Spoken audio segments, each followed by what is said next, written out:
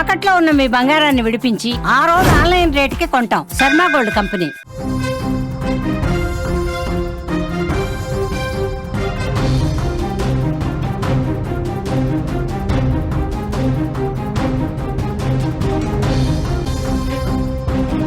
ఉప్పొంగుతున్న పెన్నా నదిలో ముగ్గురు వ్యక్తులు చిక్కుకొని ప్రాణాలతో బయటపడ్డారు. పెన్నా నదిలోని దానవులపాడు సున్నపురాలపల్లె మధ్య ఈ పెన్నా నదిపై వేసిన రోడ్డు కొట్టుకుపోయింది.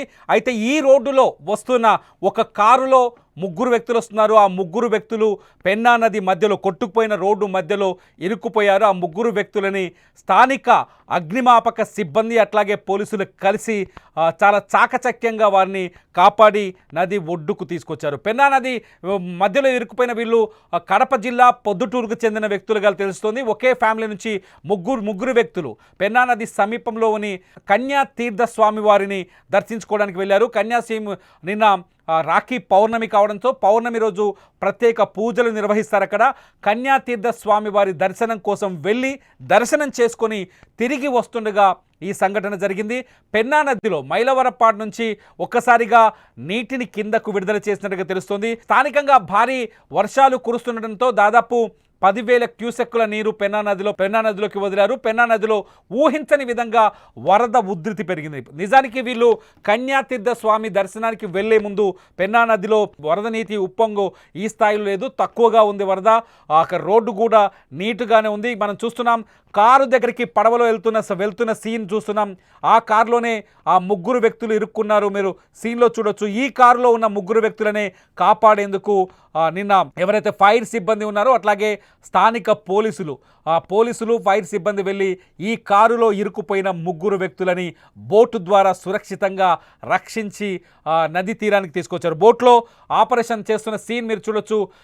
పెన్నా నదిలో ఒక్కసారిగా వరద ఉధృతి పెరిగిపోయింది. దానవలపాడు సున్నపురాలపల్లె మధ్య ఒక రోడ్డు ఉంది. ఆ రోడ్డు మధ్యలో ఇది జమ్మలమడుగు అంటే కడప జిల్లా జమ్మలమడుగు మండలానికి సంబంధించిన దానవులపాడు సున్నపురాలపల్లె మధ్యలో పెన్నా నదికి సంబంధించిన నది మధ్యలోంచి ఒక రోడ్డు ఉంది. ఆ రోడ్డులోనే కన్యాతీర్థ స్వామిని దర్శనం చేసుకోవడానికి పొద్దుటూరుకు చెందిన ముగ్గురు వ్యక్తులు వెళ్ళారు. ఒక ఫీమేల్ ఇద్దరు మహిళలు ఉన్నారు. వాళ్ళ కుటుంబ సభ్యులు, ఈ ఇద్దరు వృద్ధులు మహిళలు. ఆ వ్యక్తి ఎవరైతే సేఫ్ జాకెట్లు వేసుకున్నారో ఈ ముగ్గురే. అక్కడ మనం చూస్తున్న స్క్రీన్ పైన ఈ ముగ్గురు వ్యక్తులే నిన్న దర్శనం కోసం వెళ్ళి తిరిగి వస్తుండగా మనం చూడొచ్చు. కారు చుట్టూ ఒక్కసారిగా పెన్నా నదిలో నీరు ఉప్పొంగి కారు చుట్టూ నీరు చుట్టుముట్టాయి. రోడ్డు మధ్యలో అంటే కొట్టుకుపోగా మిగిలిన రోడ్డు మధ్యలో కారు ఉండిపోయింది. అక్కడ నుంచి వాళ్ళకు బయటపడే అవకాశం దొరకలేదు. కోసేపు ప్రాణాలని అరచేత పట్టుకొని బిక్కుమంటూ వణికిపోయారు. అయితే వాళ్ళ దగ్గర మొబైల్ ఫోన్ ద్వారా లోకల్ పోలీసులకి సమాచారం అందించారు. అట్లాగే స్థానిక రాజకీయ నాయకులు కొందరు ఇమీడియట్లీ స్పందించారు.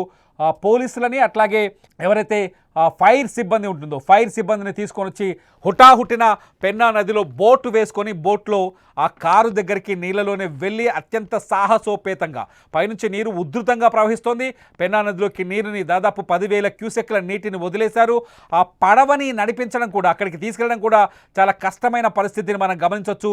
ఆ పడవ ద్వారా ఆ ప్లాస్టిక్ బోట్ ద్వారా ఆ కారు దగ్గరికి చేరుకొని ఆ కారులో ఉన్న ముగ్గురు వ్యక్తులని సురక్షితంగా తీసుకొని మనకు స్క్రీన్లో చూడొచ్చు. చాలా స్పష్టంగా కనిపిస్తుంది. కారు యాష్ కలర్ కారు అది. ఆ కారు నది మధ్యలోనే ఇరుక్కుపోయింది. అప్పటికే అక్కడ ఆ కారు ప్రయాణిస్తున్న రోడ్డు ఊహించని వాళ్ళ కళ్ళ ముందే రోడ్డు కొట్టుకుపోయింది.